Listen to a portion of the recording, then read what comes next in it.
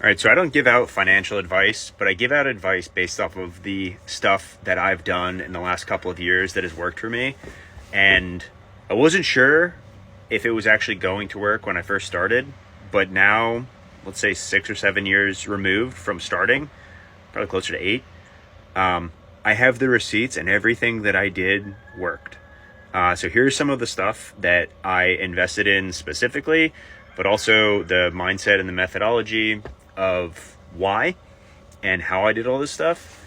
It's allowed me to live out here, bought a couple acres out in the country. I own my own place, own a couple of other houses, invest in some other stuff. Did pretty much all this while serving on active duty, and cared deeply about helping other veterans and active duty service members achieve financial freedom.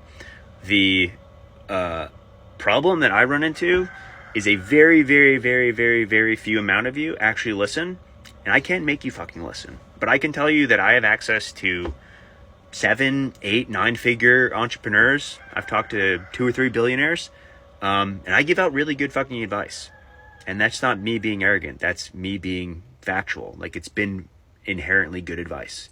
And the reason I know it's good advice is because when I talk to other people that are way ahead of me, and they also hear about the stuff that I'm building now, they give me their time.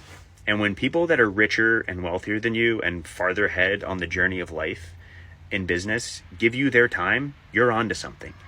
So here's a couple of the things that I did. And most of you have already scrolled, so the ones that are here, I commend you. Number 1, invest in real estate. There's not a wealthy person out there, specifically with the VA loan. If you've been following me for more than like a day, you know that that's all I fucking talk about, because that is single-handedly, pound for pound, the best thing that you can do as a service member. Every single wealthy person that I have talked to says to do one of two or both. Invest in real estate and own a business or start a business or invest in a business. So they all do those two things. The VA loan allows you to buy land.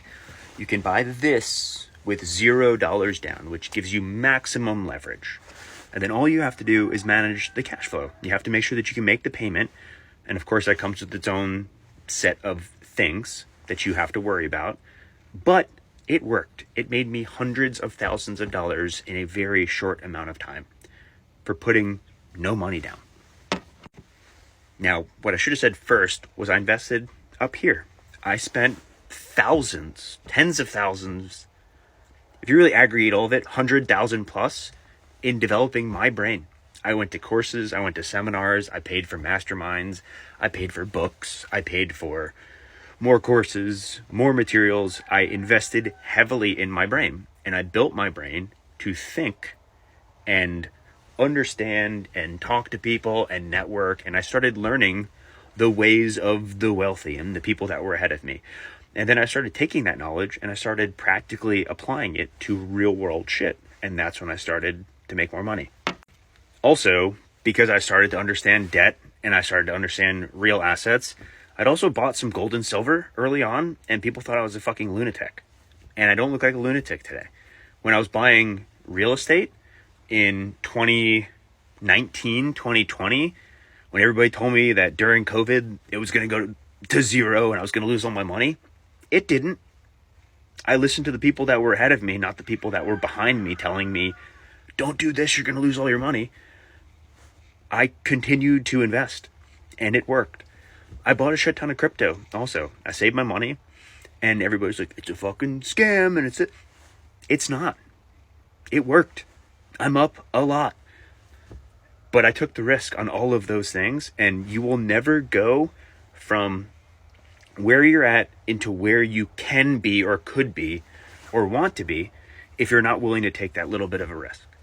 And there's a risk either way. There's a risk playing it safe, and there's a risk investing. There's a risk in owning this. There's a risk in fucking living is a risk.